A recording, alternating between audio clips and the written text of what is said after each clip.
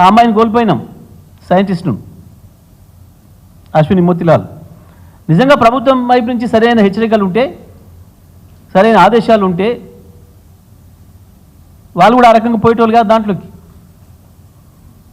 ప్రజలు కదా ఆతృత ఉంటుంది, తొందరగా బావాలని అనిపిస్తుంది. కానీ మీ ప్రాణం కంటే ఏది ముఖ్యం కాదు, పోవద్దు అని చెప్పాల్సిన బాధ్యత, వాళ్ళని ఎడ్యుకేట్ చేయాల్సిన బాధ్యత ప్రభుత్వ యంత్రాంగం పైన ఉంది.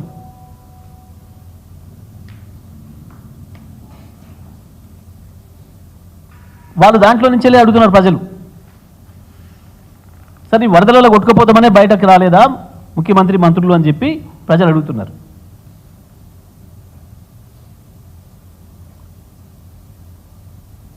నేను విమర్శలు చేయదలుచుకోలేదు, కానీ ప్రజలు నిన్న మాట్లాడుతుంటే విన్నా నేను. ఖమ్మంలో మీరు హైదరాబాద్ నుంచి వెళ్ళి భువనగిరి పోవడానికి హెలికాప్టర్ దొరుకుతుంది, హైదరాబాద్ నుంచి ఖమ్మం పోవడానికి హెలికాప్టర్ దొరుకుతుంది, హైదరాబాద్ నుంచి వెళ్ళి కోదాడ పోవడానికి హెలికాప్టర్ దొరుకుతుంది, హైదరాబాద్ నుంచి నల్గొండ పోవడానికి హెలికాప్టర్ దొరుకుతుంది. కానీ ప్రజల్ని రక్షించడానికి, ప్రజల ప్రాణాలు కాపాడడానికి హెలికాప్టర్ దొరకలేదా అని ప్రజలు అడుగుతున్నారు.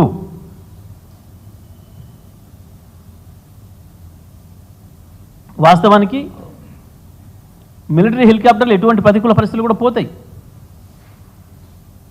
నిన్న వర్షమే తప్ప పెద్ద గాలి దుమారం తుఫాను లేదు, హెలికాప్టర్లు లేవలేని వాతావరణం నిన్నేం లేదు. వాస్తవానికి ప్రజల నుంచి ప్రశ్నించడం మొదలైన తర్వాత భుజాలు దడుముకొని అబద్ధాలు చెప్పి తప్పించుకునే ప్రయత్నం చేస్తున్నది తప్ప ఈ ప్రభుత్వం ప్రజల్ని గాలికి వదిలేసింది, ప్రజల్ని ప్రకృతికి అప్పచెప్పింది.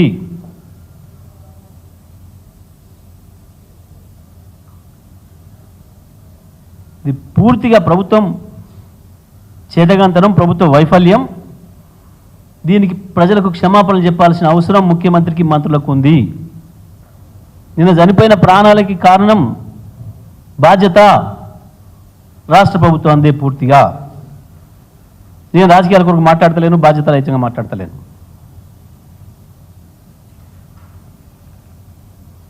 తొమ్మిది గంటల సమయం సరిపోలేదనంటే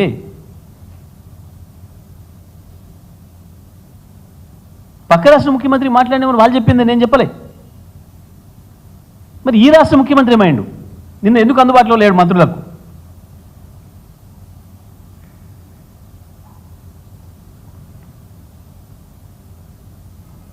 మేము కాని డిమాండ్లు ఏం చేస్తలేం. ఈ ముఖ్యమంత్రి గారు ఆనాడు కాంగ్రెస్ పార్టీ అధ్యక్షుడిగా ఏదైతే డిమాండ్ చేసిండో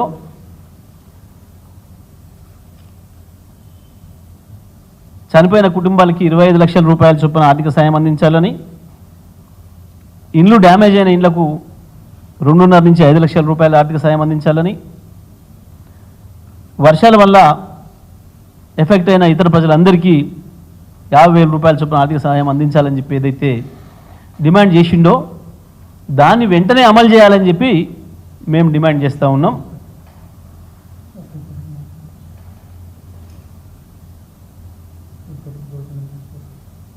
వాస్తవానికి ఎప్పుడైనా విపత్తులు రావడాన్ని రాజకీయాలు చేయడం అనేది సరైనది కాదు, అది మాకు కూడా తెలుసు.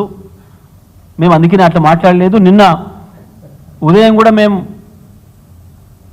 అక్కడ దేవరకొండలో హాస్టల్ పిల్లలకి ఎలకలు కరిచినప్పుడు దాన్ని సందర్శిస్తామని వెళ్ళిన సందర్భంలో మేము బయలుదేరిన తర్వాత కూడా ఆలోచన చేసి మనం మేము రాజకీయాలు మాట్లాడే అవసరం లేదు, విమర్శలు చేసే అవసరం లేదు, వరదలకు సంబంధించి ఏం చెయ్యాలనే విషయాన్ని నిన్న మా మాజీ మంత్రి హరీష్ రావు గారు స్పష్టంగా చెప్పిండు ప్రభుత్వానికి.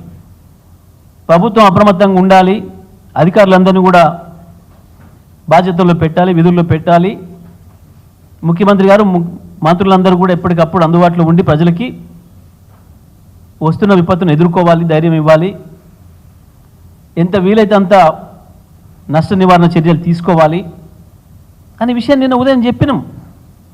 స్వయంగా ఇది ఒక్కటే మాట్లాడొచ్చినాం మేము దేవరకొండలో. కానీ మరి చెప్పిన తర్వాత కూడా సోయి లెక్కుంటున్నారు. అందుకే ఇప్పటికైనా మేము ప్రభుత్వానికి విజ్ఞప్తి చేస్తూ ఉన్నాం, ప్రతి క్షణం అలర్ట్గా ఉండండి, అప్రమత్తంగా ఉండండి, ప్రజల మధ్యలో ఉండండి, కింది స్థాయి అధికారులకు అందుబాటులో ఉండండి, ఎప్పటికప్పుడు ఏం చర్యలు తీసుకోవాలనే దానికి కలెక్టర్ల దగ్గర కనీసం డబ్బులు పెట్టండి. ఆనాడు కేసీఆర్ గారు ఉండంగా ముఖ్యమంత్రిగా ఇటువంటి సమస్య వస్తుంది అని అంటే ఒక్క నిమిషం కూడా మమ్మల్ని నిద్రపోనీయలేదు. ప్రతి క్షణం ఎక్కడున్నావు, ప్రతి మంత్రిని కలెక్టర్లు ఏం చేస్తూ ఉన్నారు, ఎక్కడ వరద ఎక్కువ వచ్చే అవకాశం ఉంది, మీరు పోయి ప్రజల మధ్యలో ఉండండి అని చెప్పాను. ప్రతి కలెక్టర్కి ₹1 కోటి అందుబాటులోకి పంపారు. వెంటనే మీరు అక్కడ అవసరమైతే తాత్కాలికంగా మన నిర్ణయాలు తీసుకొని వెంటనే చేయండి, ప్రివెంటివ్ మెజర్స్ తీసుకోండి, ప్రజలకు ఇబ్బందులు కాకుండా చూడండి అని చెప్పి. కానీ ఇవి ఏవి కనపడలే, ఒకటంటే ఒకటి కనపడలేదు దీంట్లో. తప్పకుండా నిన్న జరిగిన సంఘటనలన్నిటికీ కూడా పూర్తిగా రాష్ట్ర ప్రభుత్వమే బాధ్యత వహించాలి, ముఖ్యమంత్రి మంత్రివర్గమే బాధ్యత వహించాలి. జరిగిన దానికి రాష్ట్ర ప్రజలకు క్షమాపణ చెప్పాలి, ఆ చనిపోయిన వారి కుటుంబాలకు క్షమాపణలు అడగాలి. వీళ్ళు ఆ కుటుంబాలను ఆదుకోవడానికి రేవంత్ రెడ్డి గారు గతంలో ఏదైతే డిమాండ్ చేసిండో వాటినే ఇవాళ అమలు చేయాలి. మళ్ళీ వారు ఆనాడు చేసింది ఏ పద్ధతులనైతే 25 లక్షల రూపాయలు చనిపోయిన ప్రతి కుటుంబానికి ఇవ్వాలని, 2.5 లక్షల నుంచి 5 లక్షలు డ్యామేజ్ అయిన ఇళ్ళకి ఇవ్వాలని, 50,000 రూపాయలు ఎఫెక్ట్ అయిన ప్రతి మనిషికి ఇవ్వాలని చెప్పి వారు చేసిన డిమాండ్నే ఇవాళ అమలు చేయమని చెప్పి మేం డిమాండ్ చేస్తూ ఉన్నాం. ఇక నుంచి అయినా మన తప్పిదాల వల్ల ప్రజల ప్రాణాలకు, ప్రజల ఆస్తులకు నష్టం కాకుండా చూడాల్సిన బాధ్యత ఈ ప్రభుత్వం పైన ఉందనే విషయాన్ని గుర్తు చేస్తూ తెలంగాణ ప్రజల తరఫున మీరు తప్పకుండా క్షమాపణలు చెప్పి తీరాలి, నిన్న జరిగిన సంఘటనలకు మీరు బాధ్యులైన కాబట్టి అని చెప్పి మరొకసారి డిమాండ్ చేస్తా ఉన్నాం.